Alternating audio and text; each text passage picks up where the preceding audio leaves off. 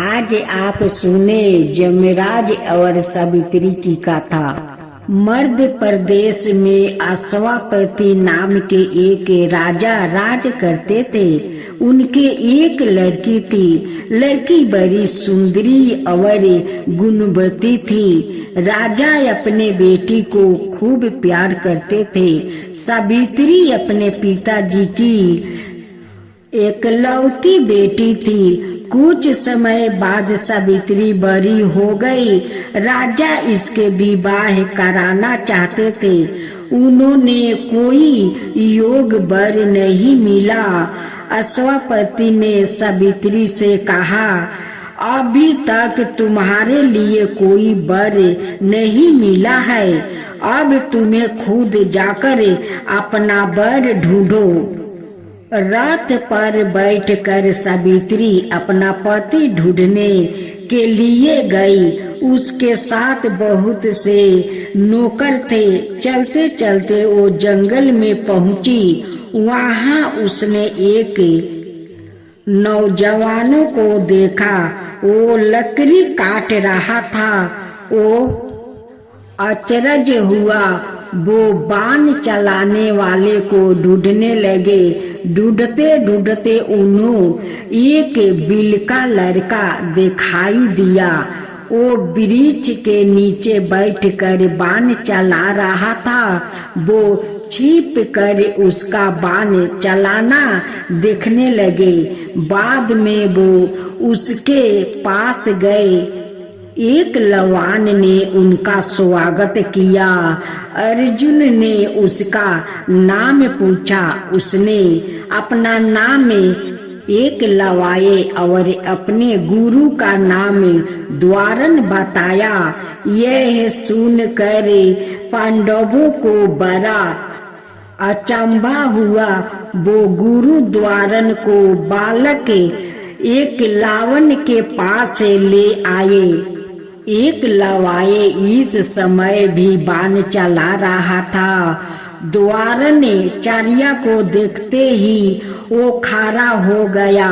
उसने उनका स्वागत किया। उन्होंने एक आसन पर बैठाया।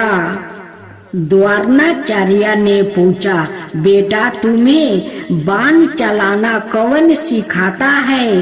आप ही गुरुदेव, उसने उत्तर दिया। उन्होंने असहज से पूछा। एक लावन ने उत्तर दिया, देखिए वो सामने आपकी मूर्ति है। आपने जब मुझे धनुष विद्या सिखाना अस्वीकार कर दिया, तब मैंने यह मूर्ति बनाई। इसके सामने मैं रोज बाण चलाना सीखता हूँ। मैंने जो कुछ सीखा है वो आपकी कृपा का फल है। उसकी भक्ति देखकर गुरु द्वारन प्रसन्न हो गए। वो बोले, तुमने मुझे अपना गुरु तो बना लिया, अब गुरु दक्षिणा दो। आज्ञा कीजिए गुरुदेव, उसने प्रसन्न होकर कहा। गुरुजी ने कहा है, आपने दाहिने हाथ का अंगूठा काट कर मुझे दे दो। अभी लीजिए गुरुजी। यह कहकर एक लावन ने हर्ष से दाहिने हाथ का अंगूठा काट दिया। बालक एक लावन की गुरु भक्ति देखकर सब चकित हो गए। सब ने धन्य धन्य कहा। हमारे देश में बड़े बड़े महान बच्चे हुए हैं। उनके काम सादा आदर की दृष्टि से देखे जाते हैं। हमें भी अच्छे अच्छे काम करना चाहिए। माँ लक्ष्मी घर में कैसे आती है? हमें नित प्रातः काल जल्दी उठना चाहिए और रात को भी जल्दी सो जाना चाहिए। ऐसा करने से शरीर में सुस्ती रहती है, मन प्रसन्न रहता है और काम करने में मन लगता है। जो बालक सूर्य उदय होने के बाद तक सोते रहते हैं वो सादा रोगी, निकम्मे और वृद्ध रहते हैं, उन्हें विधा भी नहीं आती। नीत उठकर अपना माता पिता, बड़े भाई बहनों और घर के अन्य जनों को प्रणाम करो। जो बालक माता पिता की आज्ञा मानते और सेवा करते हैं वो सदा सुखी रहते हैं। उठने के बाद अपने घर का बिस्तर आदि ठीक करो। हमें घर की सफाई पर बड़ा ध्यान देना चाहिए। हमें शाम को दीप जलाकर घर को रोशनी करना चाहिए ताकि माँ लक्ष्मी घर में आ सके। हम मकान को साफा करते हैं और करते हैं कि जो घर जितना साफ होता है उस घर में उतनी ही प्रसन्नता से लक्ष्मी जी आती है। यदि हम नित मकान साफ रखेंगे तो नित लक्ष्मी जी हमारे घर में निवास करेगी। साफ मकान का हृदय पर बड़ा प्रभाव पड़ता है। तुम भी अपनी माता जी की, बहन जी की और नौकरों की इस कामों में मदद कर सकते हो। प्रत्येक वस्तु ठीक स्थान पर रखनी चाहिए।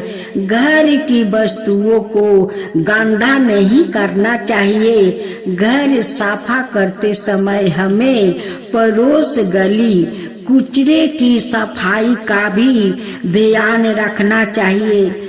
हमने किसी कामों से पड़ोसियों को या साथियों को चोट नहीं पहुंचानी चाहिए। नित दिन मकान के साथ साथ शरीर की सफाई भी आवश्यक करनी चाहिए। नित स्नान करने से शरीर में फुर्ती आती है, सुस्ती दूर हो जाती है और काम करने में मन लगता है। शरीर और घर की सफाई के बाद रोज भगवान का ध्यान करना चाहिए और नित अच्छे कार्य करने का संकल्प करना चाहिए। बाद में कुछ नाश्ता करके पाठशाला का काम करना आवश्यक है। पढ़ने लिखने में जरा भी सुस्ती नहीं करनी चाहिए। बिना विदा के मनुष्य जानवरों के ही समान होता है, उसके सिर पे पूंछ नहीं होती। यदि तुम अपना नीत का पाठ याद करो, लोग तो मास्टर जी की भी प्रसन्नता होकर तुम्हें प्यार करेंगे और तुम भी गुणवान बनोगे। खेल के समय खेलना भी चाहिए, इससे शरीर में बल आता है। कभी किसी को दुख नहीं देना चाहिए, कभी किसी की चुगली नहीं करनी चाहिए, किसी को कोई चीज चुरानी नहीं चाहिए और सबसे प्रेम करना चाहिए। कभी बेकार मत बैठो, अपने लिए या संसार के लिए कुछ न कुछ उपयोगी काम करो। अपने कामों से सदा दूसरों को प्रसन्नता रखो, सदा अच्छे बालकों के साथ रहो और दूसरों की भलाई करो। कभी दूसरे की चीज नहीं उठानी चाहिए और ना कभी दूसरों के पास से किसी चीजों को देखकर वैसी ही वस्तु प्राप्त करने की माता पिता को कभी परेशान नहीं करना चाहिए। जो मिले उसी पर संतोष करना चाहिए। अपने साथियों को सदा सुख पहुंचाने की कोशिश करनी चाहिए। उनके दुखों में दुखी और सुखों में सुखी होना चाहिए। दीन दुखियों की सदा सहायता करनी चाहिए। यदि हमें सड़क पर कोई अंधा, लंगड़ा, लूला या अपाहिज मिले तो उसकी सहायता करनी चाहिए। ईश्वर की बनाई हुई प्रत्येक वस्तुओं से प्रेम करना चाहिए। ऐसा करने से चीज प्रसन्नता रहता है और ईश्वर के प्रति प्रेम बढ़ता है। जो लोग इस सब आदमी को सहायता करता है उन पर ईश्वर बहुत प्रसन्न होते हैं। अगर मेरा वीडियो आप लोग का अच्छा लगा हो तो मेरा वीडियो को लाइक कीजिए, चैनल को सब्सक्राइब कीजिए।